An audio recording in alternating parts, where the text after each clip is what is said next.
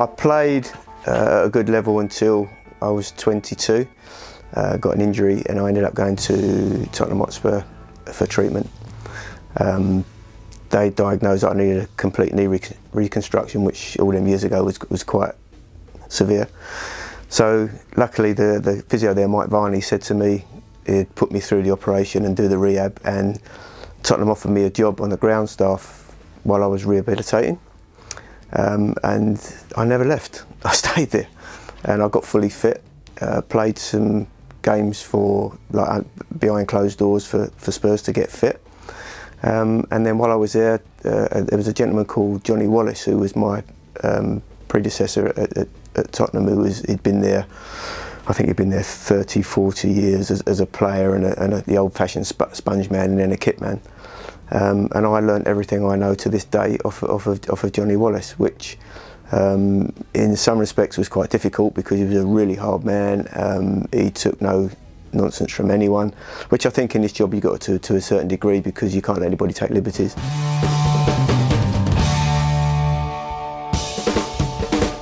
My first manager was Keith Birkinshaw. My first captain there was Steve Perryman.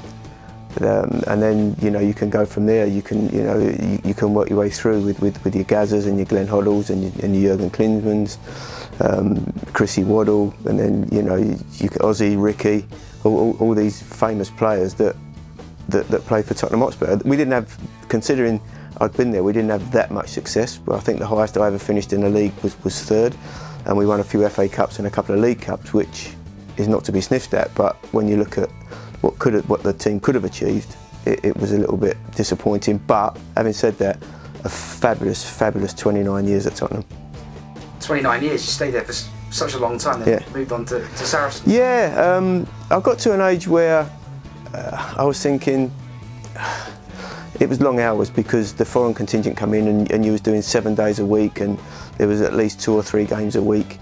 And to be honest, I wasn't enjoying it like I should have been, purely I think because of the hours it was putting in, and I had 2 young children at the time, Vicky and Abby, and then I wasn't seeing any of the family, and this opportunity came up, and Saracens spoke to me and they sold the club to me in all fairness.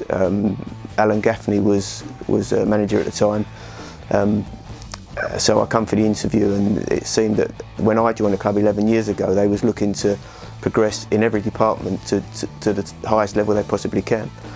So they employed myself, they employed S&C staff, and managers started signing big players, and the proof of the pudding was in the eating. Is look what we've achieved in probably the last 7 years, which has been phenomenal.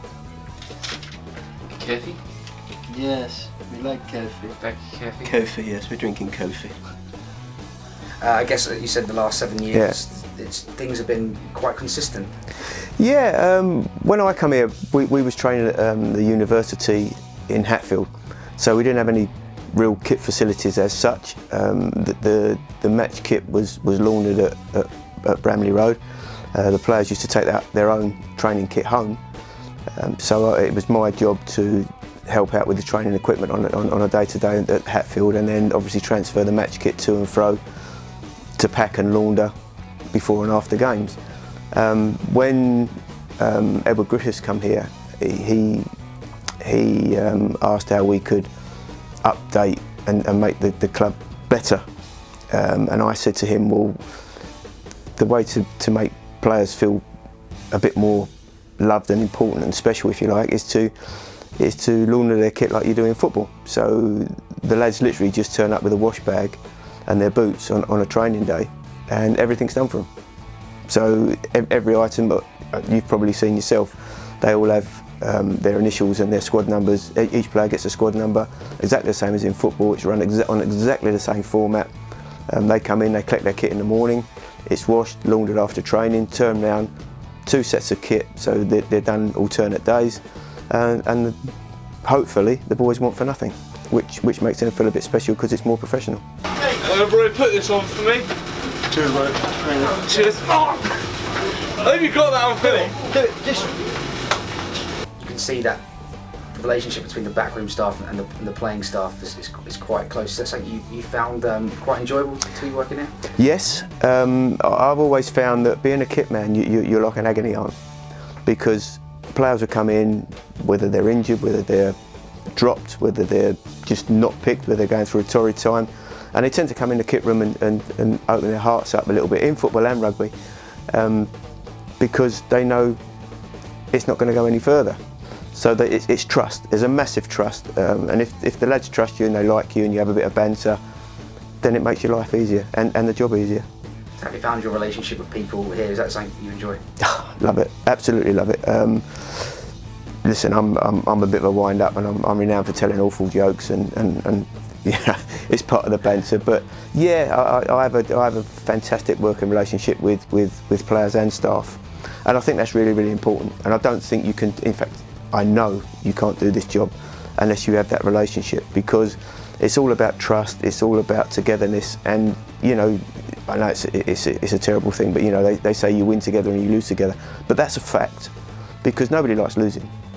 That's why you're in the game. Nobody likes losing. And at Saracens, it's emphasised that it's not all about winning, it's about the togetherness and the building and memories, which is absolutely true, and you know, I buy into that wholeheartedly. But after a week of training, I want to win, you know, and you can't get any closer than I am to the players if you're not playing, than being around them day to day, working with them day to day, travelling, being with them on a match day, being part of what goes on, win, lose or draw. It's special. It is special, and you know, 40 years for me, I've been a really, really lucky person.